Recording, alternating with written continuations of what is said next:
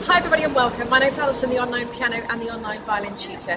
Now today, as you can probably all see, I'm standing outside St Paul's Cathedral.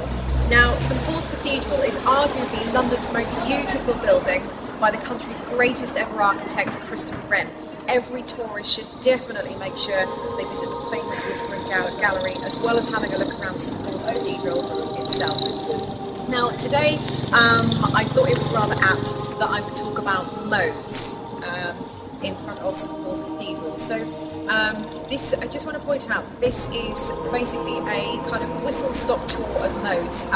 As I was doing a lot of research for this video, I found that there's a lot of information and lots of stuff going on about modes, and it would just the video would just be too long to explain absolutely everything about modes. So this is just basically a whistle-stop tour of modes for you, to give you a general overview and just to explain to everybody exactly what they are, and hopefully just answer a few questions that you might have had about them.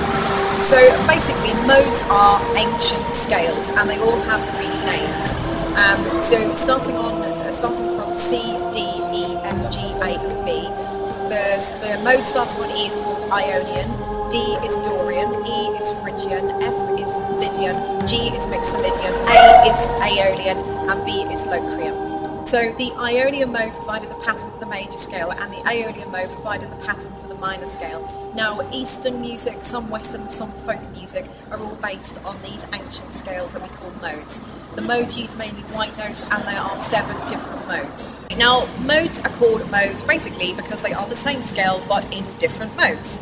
The roots of Western music come from the chants sung early in church music services called plain song and plain chant.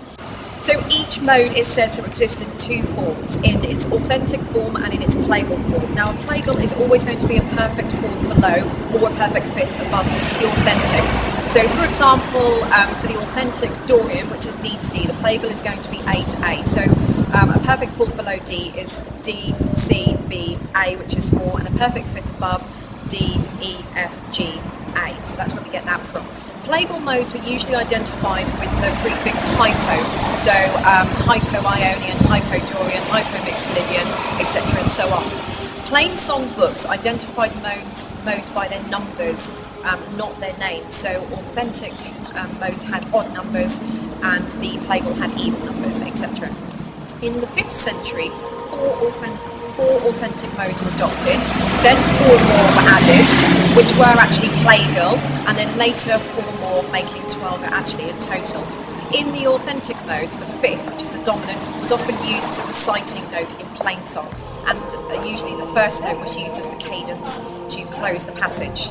Playing a song in one mode and then in another will alter the harmony, unlike playing a piece in any of our 12 keys now. So if I was to play a piece in the Dorian mode and then I was going to play exactly the same piece in the Ionian mode, it would actually sound different because we're not using the sharps and flats. If I was to play something in the key of F and then I was to play exactly the same thing in the key of B flat major, it would sound exactly the same. It would just obviously be in a different key. So unlike now where our 12 keys are as like 2 intervals, for example. In approximately 1547, Henry of Glarus noted there that there should be 12 modes and not 8, and he actually added the modes C and A as well as their respected plagal versions as well. With the development of harmonised music, the modes actually began to disintegrate somewhat, and it was felt that the 2 modes that Glarus included, which was the Ionian and the Aeolian mode, were the only 2 that were kind of suitably adopted as the major and the minor scale that we know of today. So the Ionian is the major scale, the Aeolian would be the minor scale. The other modes today are just used in plain song, folk music, and by some composers such as Codaly, Vaughan Williams and Bartok. So that's the end of modes for now. Like I say, this is a very kind of simple overview of modes. There is a lot more to talk about with modes, but if any of you like this video and maybe you want me to do a little bit more research into modes and give you a little bit more information, then thumbs up the video, leave a comment, and if I get enough people that are interested, then I will do another video more in depth on modes. But as I say, this is a very complicated subject. It's very mathematical. It is the start of our scales, it is the start of our music, and it's also based on mathematical equations and all that kind of stuff. So it does get very complicated. But if any of you guys are interested, let me know. But if I can get enough people that want to, I will do a much more in-depth video talking about modes. So thanks very much for now. I hope you've enjoyed the view of St Paul's Cathedral behind me there. Subscribe to my channel if you like my videos, and I'll catch you all next time.